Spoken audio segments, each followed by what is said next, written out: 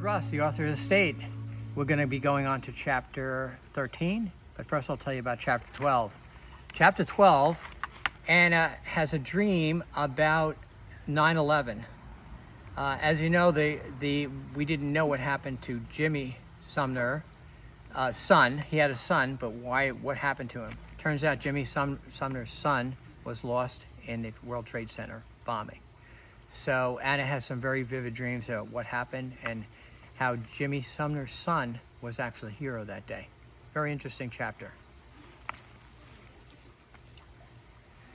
So get comfortable, grab a drink, and let's move on to the next chapter.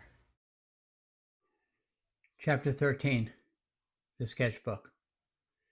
Anna intended to read Jimmy Sumner's journal, found hidden in the basement, but she gets sidetracked.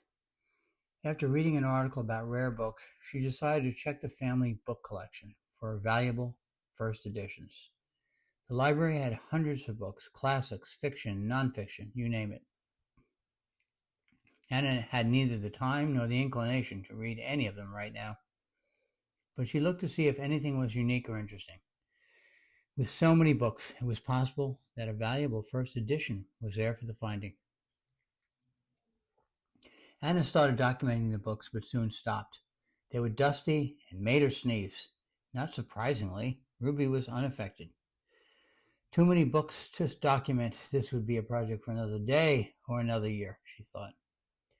Anna couldn't help but notice a little dog-eared book sticking out from the others on the lower shelf. And it was reachable to her. Excellent.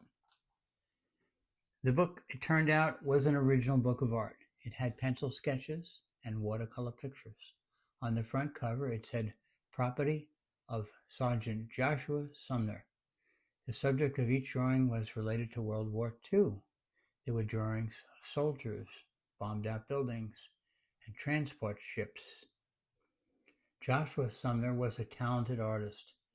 At first, Anna wondered, who is Joshua Sumner? Where does he fit in with the family? Soon she remembered that Joshua was the son of Harold and Nora Sumner and the brother of James Sumner, who survived the war. In an envelope next to the book, there were military documents, medals, and dog tags, including a Purple Heart.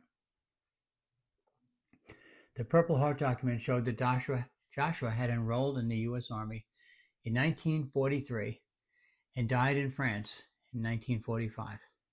Anna found his unit number and called Roger to see if he could get help find any survivors from the unit or even children of those soldiers. Anna had to find out more about Joshua. The sketchbook had about 40 pictures chronologically depicting Joshua's time overseas. He traveled to Europe on the USS Wakefield with drawings of men standing on the ship's rails, napping by a stack of bombs, playing cards on the deck, looking off into the distance, thinking of home. The men slept in 3-level bunks. The pictures then depicted scenes in Europe, men cleaning weapons, visiting the latrine, yikes, and getting haircuts. Joshua evidently was a platoon barber and also worked in a telegraph room, creating artwork for signs. At some point, Joshua was in a bombed-out building in Belgium, and then on a boxcar. The pictures were somber, but the last one showed the soldiers drinking beer next to a guy playing the piano.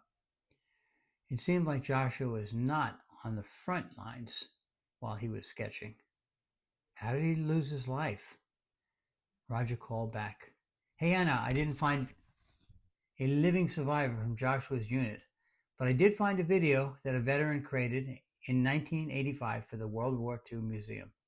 I'll send you the link." "Thank you, my love. You rock. See you Sunday," Anna replied. The video was compelling.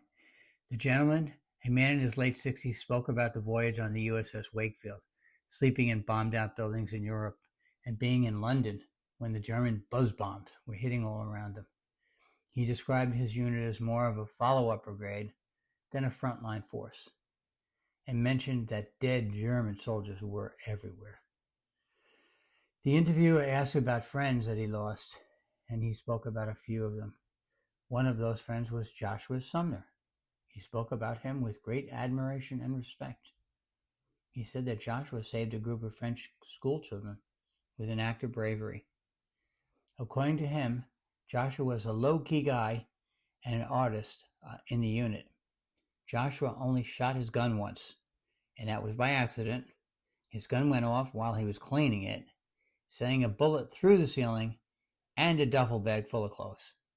Fortunately, no one upstairs was hit, but Joshua had to replace the soldiers' underwear with his own.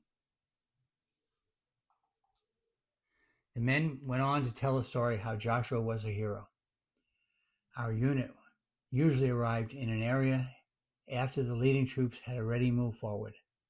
They often saw death and destruction, but the liberated French civilians were happy to see them, especially the children. Joshua loved the kids and gave them chocolate. One of the hazards of the ruins was unexploded bombs. They were all over, and one of our unit's assignments was to safely detonate them.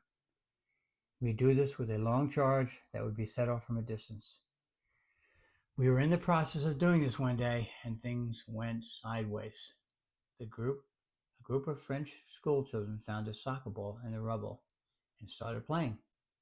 We didn't see them at first, and we had already set the charge. Wouldn't you know it, the soccer ball ended up going towards the charge, with the kids in hot pursuit. The soldiers were yelling for the kids to stop, but we were not speaking French, so the kids kept running towards the bomb.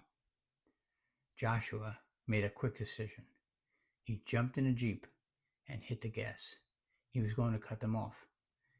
And that's what he did. Things were happening like in slow motion. The children running, the Jeep's wheels spinning, the soldiers yelling for the kids to stop. Thank the Lord that the children had heard Joshua's leaning on the horn as he approached. They stopped in the tracks.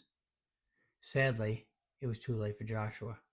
He swung the wheel hard left to get out of the blast zone, but the tires had no traction. We saw Joshua in a cloud of dust, and the bomb went off. And truck parts rained from the sky, and Joshua was gone. All the kids were safe. They just stood there, frozen, watching what remained of the Jeep. What a brave man Joshua was to save those children. When the video was over, Anna sat there in silence with Ruby for a moment. This was such an incredible Sumner family story. Anna spoke first. Harold and Nora must have been so proud of Joshua. I'm sure his bravery helped soften the pain of losing him. No parent should ever have to lose a child.